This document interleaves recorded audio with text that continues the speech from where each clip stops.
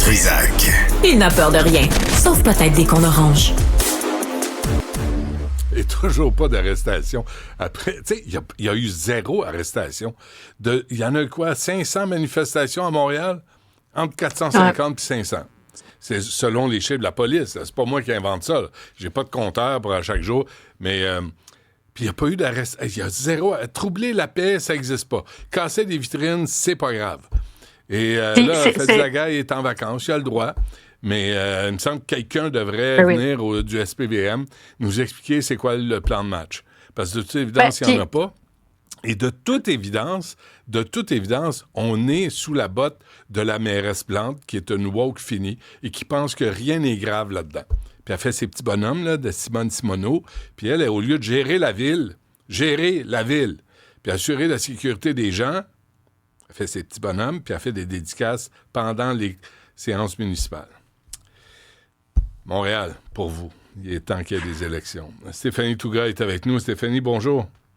Salut, Benoît, ça va?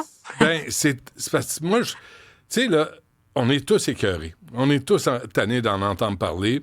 On est tous tannés de voir ces baveux penser qu'ils vont régler le problème de la Palestine ici à Montréal ou à Toronto ou à Vancouver.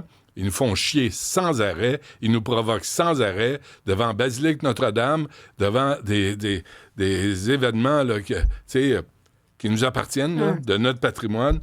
Et là, t'as une femme qui va là, puis la police s'adresse à cette femme-là. Pas aux baveux qui bloquent la rue, qui nous provoquent. Non, à celle qui va là, qui fait une prière. C'est ça. Moi, ce qui m'a embêté de la vidéo, là, ou de l'extrait audio que j'ai entendu là, de la dame juste avant, c'est que c'est vraiment elle qu'on a identifiée comme étant, en effet, le problème à retirer de la situation. Fait que dans le contexte où on sentait que ça pourrait déraper, plutôt que de s'attarder à ceux qui font qui font de la casse ou qui font de la tension ou qui font que c'est tendu puis que c'est du brasse-camarade et tout ça, ben on s'en prend à elle. Puis ça m'embête. Puis ce que ça m'envoie comme signal aussi, c'est que les policiers, ils ont peur d'intervenir auprès de ceux qui sont problématiques. Puis ils interviennent auprès de celle qui ne l'est pas puis qui est toute seule dans son coin en train de filmer. Puis ça, moi, ça m'envoie un signal qu'ils ont comme un peu gagné le terrain face à l'ordre. Puis ceux qui imposent l'ordre, c'est la police. Rendu là, tu sais, on se pose la question, mais la police, c'est à ça que ça sert. C'est à rétablir une certaine paix sociale, à faire respecter l'ordre, à faire respecter la loi. Puis là, à un moment donné, il y a un 2 poids, 2 mesures. Ben, moi, j'étais à la même place que toi. Puis on fait un 2 poids, 2 mesures avec cette dame-là. Tu sais, évidemment, on n'a pas tout le contexte, là. Qu'est-ce qui s'est passé avant? Mais l'extrait qu'on entend, elle a dit, mais moi, je suis là avec mon téléphone pour filmer. Puis vous me demandez à moi de partir, alors qu'il y en a à côté, pas tous les manifestants, mais il y a des manifestants à côté qui font des choses illégales, qui brassent, qui troublent l'ordre, la paix et l'ordre. Ça me dérange beaucoup, puis ça me laisse penser que les policiers, à un moment donné, ils pourront plus intervenir s'ils leur laissent tout le terrain. Puis ça, c'est pas une situation qui est viable pour une société libre et démocratique, là. Tu sais comment on résume ça, hein? Tout ça, là. Le SPVM, c'est fort avec les faibles et faible avec les forts. Ça, c'est le SPVM. C'est comme ça qu'il fonctionne. Fait que t'es une femme seule qui va prier, ben là, eux autres, ils vont te bardasser. Là, c'est des matamors. Mais quand t'as des manifestants, là, ils sont intimidés, ben là, ils sifflent les mains et ils regardent dans l'air comme des touristes. Ça, c'est nos policiers et policières à Montréal. À moins que ça soit le mot d'ordre. À moins que ça vienne d'en haut. Puis qu'on leur dise, vous intervenez pas. Parce que je pense pas que les policiers et les policières sont fiers de leur travail depuis les derniers 14 mois en ce qui a trait aux manifestations. Probablement pas. Moi, j'ai l'impression qu'ils ont peur d'intervenir, tu sais. Puis ça, c'est glissant en tabarouette, là, tu sais, quand la police a peur d'intervenir pour des raisons qui dépassent, en fait, qu'est-ce qui est légal de qu'est-ce qui ne l'est pas. Pour toutes sortes de bonnes ou de moins bonnes raisons, les policiers, en fait, surtout des moins bonnes, les policiers n'interviennent pas auprès de ceux qui sont du mauvais côté de la ligne parce que, ils ont peur d'être filmés, ils ont peur de se faire traiter, de faire de la discrimination systémique, de la discrimination sur la base de la religion. Fait que ça, c'est un vrai problème auquel les forces de l'ordre doivent répondre. Puis la balle est vraiment dans leur camp. Tu sais, oui, les décideurs politiques, mais aussi les corps policiers doivent se regarder puis se dire, là on est en train de faire notre job, tu sais. Puis quand j'entends l'extrait de la vidéo d'hier, de la dame qui nous l'a écouté 31 il y a décembre. quelques minutes, ben je me pose, du 31 décembre, bon, ben, je me pose la question, tu sais, est-ce qu'ils font vraiment leur job là, en disant à cette dame-là de s'en aller? Tu sais, moi, je trouve que non. Je trouve qu'on rate la cible, là. Légèrement, oui. OK. Là, est-ce que le Canada c'est quoi le Canada? Une fédération, une confédération? Mais, parce qu'il Fédération.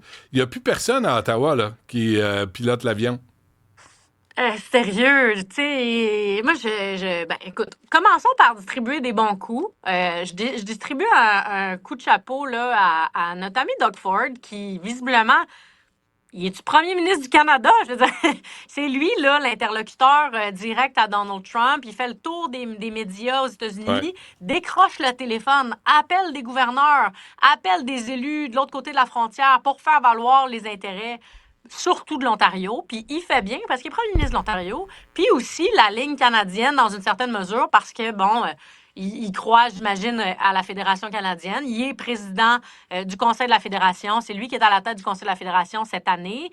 En ce moment, c'est vraiment lui, capitaine Canada. Justin Trudeau, il a été très absent. Il est dans une position extrêmement affaiblie. Ses ministres aussi, jusqu'à il y a quelques minutes à peine, on pensait que Mélanie Joly allait se lancer dans la course à la direction du Parti libéral. Finalement, elle a annoncé qu'elle n'irait pas. Mais quand même, on sent pas que c'est à Ottawa que les décisions se prennent. On sent que c'est vraiment les provinces. Danielle Smith aussi a laissé entendre qu'elle allait commencer à faire des négociations commerciales sur le plan provincial, en bilatéral avec les États-Unis, elle allait pas attendre après Ottawa pour faire valoir ses intérêts. Puis Doug Ford fait pareil, pour tout ce qui est l'automobile et l'Alberta pour ce qui est du pétrole. Le Québec, on a des intérêts importants aussi, là. L'aluminium, nos PME, l'agroalimentaire, tout ça, ça va faire partie des négociations. L'eau, Tout Stéphanie. à fait. On va Tout avoir à des fait, surprises, l'eau, là, parce qu'il y a un plan de marche de pomper du lac Michigan là, pour fournir le Colorado, pour fournir les États du sud-ouest américain. Oui, absolument. On va avoir des surprises. Qu'il ne faut pas négliger. L'autre affaire qu'il ne faut pas négliger, c'est que le Québec aussi, on est un exportateur important d'énergie. L'énergie, là, ça voyage extrêmement mal. Puis là, on en envoie, nous, vers les États-Unis, vers le nord-est des États-Unis. Ça devrait être mis sur la table, ça aussi, à un moment donné. Dire, bien, regarde, nous aussi, là, on n'est pas juste là à quémander. Fait que les provinces, en ce moment, font la job qu'Ottawa ne fait pas. Puis pas juste le gouvernement libéral Trudeau, là. Pierre Poilievre non plus, là, il n'est pas en train de briller et de prouver toute sa valeur en tant qu'homme d'État à venir, en tant que prochain premier ministre, a priori. Il est absent. Il dit non, on ne sera pas le 51e État. Il envoie ça sur Twitter, puis il pense que dossier clos, puis que ça va être correct. Mais non, on espère qu'il fasse mieux. Pour l'instant, c'est Doug Ford, franchement. Je sais pas si tu as vu, Pierre Poilievre est allé donner une entrevue à Jordan Peterson. C'est tous des alliés de droite. Là, fait qu'il n'accorde pas d'entrevue où il va se faire brasser, Pierre. Il a peur un peu dans ses shorts, petit Pierre. Il a peur qu'on le... J'ai une vidéo, là, je vais en passer la semaine prochaine. J'aurais dû la préparer, j'aurais dû apprendre, mais on le voit dans la communauté sikh où il appelle à la fin de la déportation. Stop the deportation. Là, tu dis, attends, là, parce que nous, là, on parle d'immigration massive, on parle des services qu'on peut plus rendre à la population, on parle on n'est plus capable de fournir, puis lui, en arrière, en hypocrite, dans sa campagne, il va voir les gens, puis il va dire stop deportation. C'est ça, Pierre Poilievre. C'est ça. C'est que Pierre Poilievre, là, à un moment donné, il devra faire face à la musique. Tu sais, à un moment donné, tu peux pas... surtout, tu veux être premier ministre, là, t'aspires à être premier ministre, puis honnêtement, si la tendance se maintient, ce sera lui dans quelques semaines, dans quelques mois.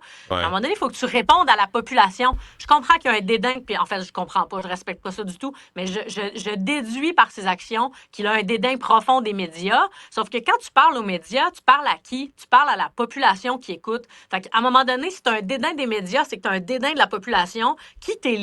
Fait que là, il va falloir qu'il passe par-dessus ça, puis qu'il s'adresse à la population canadienne, qu'il l'élit, puis qu'il fasse valoir c'est quoi sa posture, notamment dans un contexte où on va être en guerre tarifaire avec les États-Unis, que ça va avoir une incidence directe, ces emplois, sur notre monnaie, sur notre économie. C'est très, très, très multifacette comme enjeu. On veut l'entendre, là. Monsieur Poilievre, si vous nous écoutez, là, je ne sais pas si vous écoutez Cube Radio, là, mais on vous invite à vous élever, là. C'est le temps. On veut vous voir en action. Fait que c'est un appel à l'action. On veut vous entendre. Let's go! Le meilleur exemple de ça, Stéphanie, on a fait une entrevue avec Sylvie Gartin, la mère de Cynthia Bussière, je pense que c'est mercredi. Ouais. Elle nous annonce qu'elle a reçu un subpoena de la part de Al Balouz, qui s'est présenté au procès en femme. Il a tué sa femme, Mme Bussière, et ses deux jeunes enfants de 5 et 2 ans. Mme Gartin, je lui ai dit, on va envoyer l'entrevue au bureau. Il l'a reçu, là. Au bureau de Pierre Poilievre. Il l'a reçu. Ouais. Là, il voulait nous envoyer Luc Berthold. J'ai dit, j'en veux pas de Luc Berthold. C'est Poilievre que je veux. C'est lui que je veux entendre sur le plan pour définir qui est un homme, qui est une femme. Et quand tu as des imbéciles comme ça, des assassins qui se moquent des victimes et de la famille des victimes, ben lui, je veux entendre ce qu'il va faire. Parce qu'il a passé sa carrière à critiquer les autres, mais on ne sait pas ce qu'il va faire. Puis il a 2 pieds dans la même bottine. Est-ce qu'on a la vidéo des Pierre Poilievre et les Sikhs? Je vais te la présenter. Tu vas voir, je te raconte pas de blague. Vas-y, Jean-Philippe. Canada.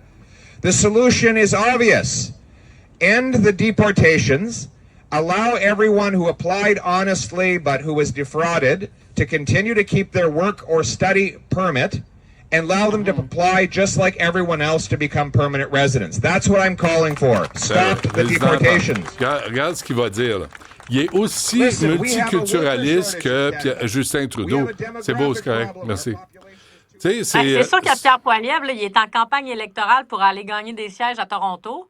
Mais t'as pas besoin d'être une guidoune pour faire ça, là. T'as pas besoin d'être une guidoune. Je suis en même place. Moi, j'espère qu'il va se tenir droit et se tenir debout. Mais bon, visiblement, ça va pas être ça. Ça va pas être ça. Ça va être comme les autres. Mais on a... Tu sais... Moi, je suis quand même une éternelle optimiste, là. J'espère que les politiciens, les politiciennes vont s'élever au-dessus de la mêlée dans des moments importants. Puis là, on a un moment important. Fait que j'espère vraiment... En fait, j'espère qu'ils vont toujours s'élever au-dessus de la mêlée, mais surtout quand c'est des moments déterminants comme ceux-ci. Fait que là, c'est le temps, là. C'est le temps. Monsieur Poilievre, on veut vous voir, on veut vous entendre. Faites quelque chose de bien. Enfin, parce que pour l'instant, essentiellement, Pierre Poilievre, je comprends la game politique qu'il joue, c'est plus je parle, plus je perds des points. Donc, je vais essayer de moins parler possible, moins m'exposer, puis je vais essentiellement dire que tout est la faute des autres, puis c'est facile, des slogans creux comme Axe the Tax puis Just Inflation. Mais là, on a besoin d'avoir un homme d'État qui dit c'est quoi le plan pour la frontière, qui dit c'est quoi le plan pour affronter Donald Trump, qui joue, pour reprendre tes termes que je partage, au bully avec nous autres. Donc, let's go, Pierre Poilievre, là. Allez, c'est le temps, là. C'est le temps, puis je dirais aussi, c'est le temps aussi pour M. Legault, qui je comprends qu'il est en vacances puis qu'il est à l'extérieur du pays puis tout ça, mais là, on est vraiment dans une crise importante. Le cabinet du premier ministre a dit, on n'est pas encore en négociation commerciale. Donald Trump n'est pas encore président en fonction, il est simplement président élu. Soit, sauf qu'on est quand même déjà en train de parler de ça. Stéphanie, c'est encore le sujet de l'heure. Là, pas soit. C'est qu'est-ce que vous foutez? On n'est pas encore rendu là, fait qu'on le fait pas. Là, il va arriver devant un fait accompli parce qu'ils se sont pas préparés. Parce que M. Legault est au Mexique en train de se faire bronzer la bisoune. Ben là, rhabillez-vous, prenez l'avion parce que vous êtes premier ministre du Québec. Vous prendrez vos vacances une autre fois. Mais là, Trump s'en vient, puis il y a des tarifs douaniers qui s'imposent, puis vous, on ne sait pas, François Legault, ce que vous allez faire du Québec. Bien, c'est ça. Politiquement, je pense que ça va coûter cher à François Legault parce qu'en ce moment, qui prend la place? Les autres provinces. Puis au Québec, le Parti libéral du Québec et le Parti québécois s'entendent sur un certain nombre d'affaires, ce qui est quand même rare, on va le souligner, notamment le fait qu'il devrait y avoir une équipe Québec et qu'il devrait y avoir un négociateur pour le Québec qui protège les intérêts du Québécois, des PME québécoises. Parce que si l'Ontario fait valoir son industrie de l'automobile, puis si l'Alberta fait valoir toute l'industrie pétrolière, est-ce qu'on va vraiment encore avoir de l'espace pour avoir des gains pour les PME québécoises, pour notre aluminium, pour notre industrie agroalimentaire?